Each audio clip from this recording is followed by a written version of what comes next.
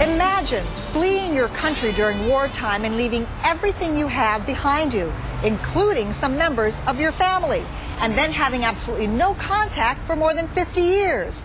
Well, thousands of Korean Americans have had to live with that situation ever since North Korea sealed itself off from the rest of the world. But now a few of them are trying to pry that door open just a bit. Is it a lost cause? Sam Louie has the story of one family who won't give up hope. Korea, a once single nation torn in two after the end of the Korean War. Since 1953, the demilitarized zone, known as the DMZ, with its minefields, watchtowers, and barbed wire, separates the nations of North and South Korea. The contrast between the countries is stark. North Korea's communist regime puts its military first. South Korea's democratic government oversees a thriving capitalistic society. But transcending these sharp differences are families separated by war, bound by blood ties that know no politics. It's estimated more than 10 million Korean families were divided by the war. No phone calls, letters, or correspondence have been allowed since. But now some Korean Americans here in the U.S. are hoping to change that. Ken Park of La Mirada in Orange County is originally from North Korea. His family fled to the south during the war, but his grandmother and younger brother stayed behind to watch over their land. After the war, he came to America. That was in 1953. He hasn't seen his grandmother or brother since. We regret, we left him over there. And then, we thought, he would be an orphan in Korea. In North Korea, because my grandma was old and nobody's couldn't take care, of him. So he must be, that's in orphanages, So we really felt bad, especially my dad, my mother's. Park is part of a project called the Sori, whose aim is to open up diplomatic relations between the U.S. and North Korea so more families may be reunited. Our mission statement is to be a constructive voice for family reunifications and positive human contacts between the U.S. and North Korea. Alice Suh is the director of the Sori Project, which translated from Korean means the voice of a fresh spring. For 99% of Korean American families, they would just be happy to find out these people are still alive. To send a letter or even to make a phone call is beyond their wildest dreams right now.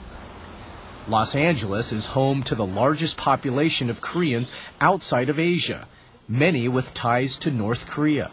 There are, I think, 600,000 Korean Americans in this LA area. I think at a low estimate, they say 10% of those families are from North Korea. That's about 60,000 people who have absolutely nowhere to turn to in the U.S. government. Suh also wants the U.S. government to set up an office to handle these urgent cases before it's too late. Many of them are getting older, and even within the past 5 years, a tremendous percentage of them have died. And I mean, the rate is accelerating every year because people are getting older. This is really our last chance. We might have 2 or 3 more years. In 10 years, there won't be too many people left at all. My older brothers. This is a picture of Ken's family reunion back in 1997. His younger brother is nowhere to be found. Even though we cannot meet him, we like to know he's still alive or not, and we like to know where he's living. Right now, you have no information about your younger brother? At all. Don't know if he's alive. Don't know if he is alive, where he might be living. No.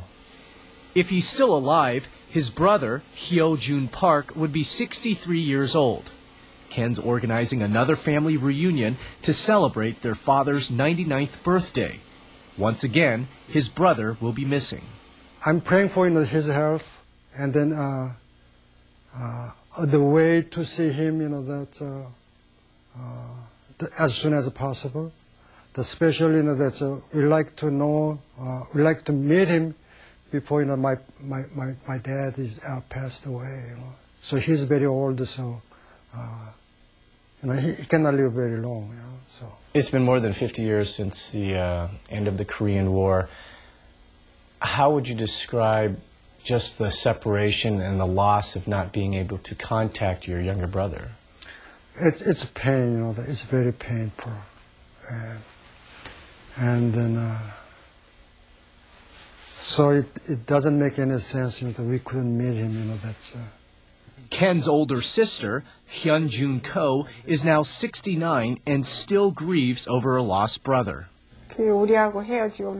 I think about his difficult time growing up without the family and the sorrow and hardships he must have gone through. In recent years, North Korea finally began allowing visits between separated family members.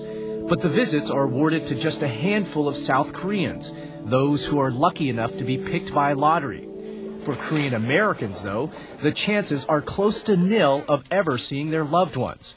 There are no government-sanctioned reunifications since North Korea refuses to discuss the topic with the United States. Even within our own community of Korean Americans, they're the most voiceless. They're the ones that nobody has heard from for over 50 years. Some Korean Americans are so desperate to find their relatives, they resort to the use of smugglers. He was 16 years old during the outbreak of the Korean War in 1950. Author Helly Lee, featured on a Life and Times program 3 years ago, talked about the dramatic rescue of her uncle and extended family from North Korea. This is an actual escape of my uncle's family. Half of them came out in 1997. We had a guide go across into North Korea, sneak my uncle and his eldest daughter and eldest son out of North Korea into China. And here you see them running through the riverbank, climbing walls. The escape was a success, a rare one, leading to this emotional reunion. But these kinds of rescues are often unreliable, extremely expensive, and very dangerous. As you see, this is the Korean peninsulas. Ken Park admits he has considered hiring smugglers, but he couldn't bring himself to take the risk.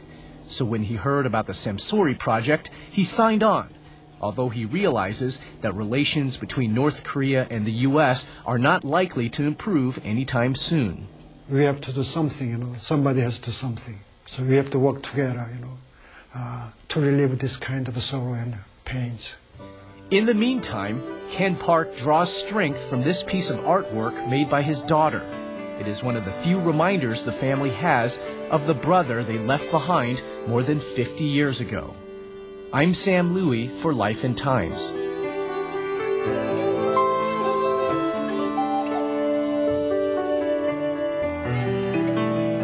Does your